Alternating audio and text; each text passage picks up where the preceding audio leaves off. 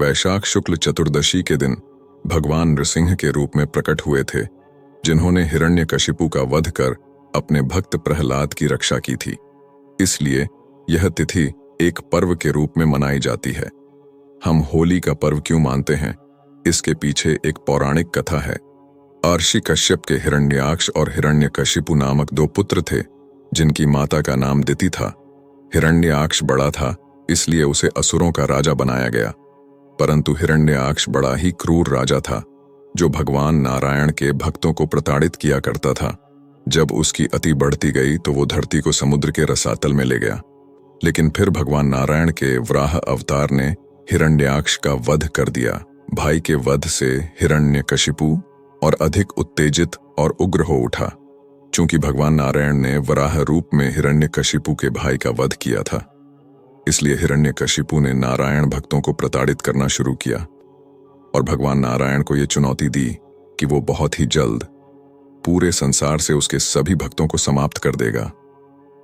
हिरण्यकशिपु के इसी घमंड और अहंकार को चूर करने के लिए भगवान लीलाधर ने एक लीला रची।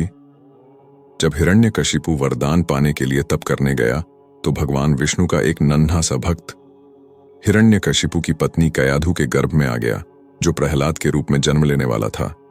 कयाधु के गर्भ में पल रहे एक असुर के बच्चे को भक्ति का पाठ पढ़ाने के लिए भगवान नारायण ने देवर्षि नारद को भेजा। देवर्षि नारद ने रोज गर्भवती कयाधु को भगवान नारायण की लीलाओं की कथा सुनानी आरंभ कर दी, जिन्हें मां के गर्भ में पल रहा बच्चा प्रहलाद भी सुनता रहा, जिससे उसमें हरि भक्ति के गुण आते गए। इधर हिरण्यकशिपु ने ब्रह्मदेव की घोर साधना की और उनसे एक ऐसा विचित्र वरदान मांगा, जिस वरदान के कारण हिरण्यकशिपु को ना तो दिन में मारा जा सकता था, न रात में, न घर के भीतर, न बाहर, न किसी पशु के द्वारा, न मानव के द्वारा।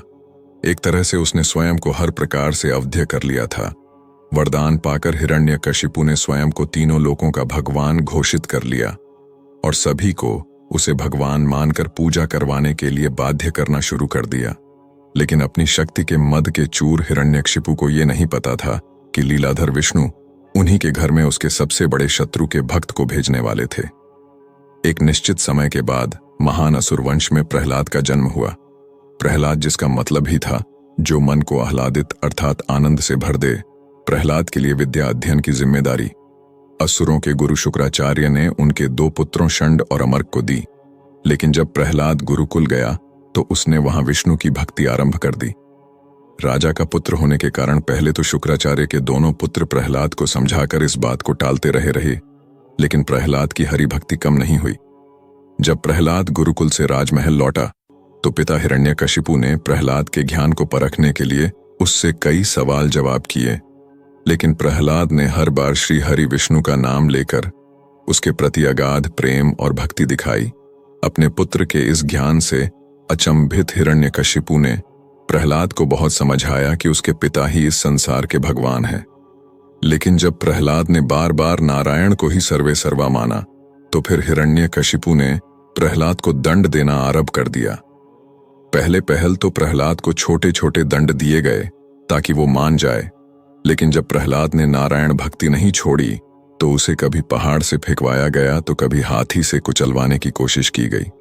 इसी क्रम में कभी उसे गर्म तेल के कड़ाहे में डाला गया तो कभी कुछ और कोशिश किए गए। जब हिरण्यकशिपु प्रहलाद को मार नहीं पाया तो प्रहलाद को मारने की जिम्मेदारी हिरण्यकशिपु की बहन होलिका ने ली।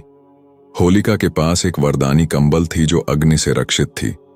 प्रहलाद को अग्नि में भस्म करने के लिए होलिका प्रहलाद को गोद में लेकर बैठ गई, लेकिन ईश्वर की लीला से वायुदेव ने चमत्कार दिखाया, जिसके परिणाम स्वरूप कंबल भक्त प्रहलाद की देह से लिपट गई और होलिका अग्नि में जलकर भस्म हो गई। होलिका के अग्नि में भस्म होने के कारण ही बाद में इसी पौराणिक घटना ने होली पर्व का रूप लिया। हिरण्यकशिपु की जब अति बढ़ती गई तो फिर अंतत भगवान नारायण के नृसिंह अवतार ने हिरण्यकशिपु का भी अंत कर दिया और प्रहलाद को असुरों का राजा बनाया गया। लेकिन प्रहलाद राजा बनने के लिए नहीं, बल्कि एक सच्चा भक्त बनने के लिए जन्मा था। हालांकि उसने अपने तरीके से असुर कुल के शासन को चलाने की बहुत कोशिश की, मगर असुरों के गुरु शुक्राचार्य, जिन्हें विष्णु से अपार घृणा थी, उन्हें असुरों की उन्नति के लिए वो मार्ग नहीं चाहिए था जिस पर प्रहलाद चल रहे थे। बाद में इसी कारण प्रहलाद ने सिंहासन छोड़ दिया और मंदराचल पर्वत पर तप करने चले गए। प्रहलाद के बाद विरोचन राजा बना, उसके बाद राजा बलि असुरों के राजा बने।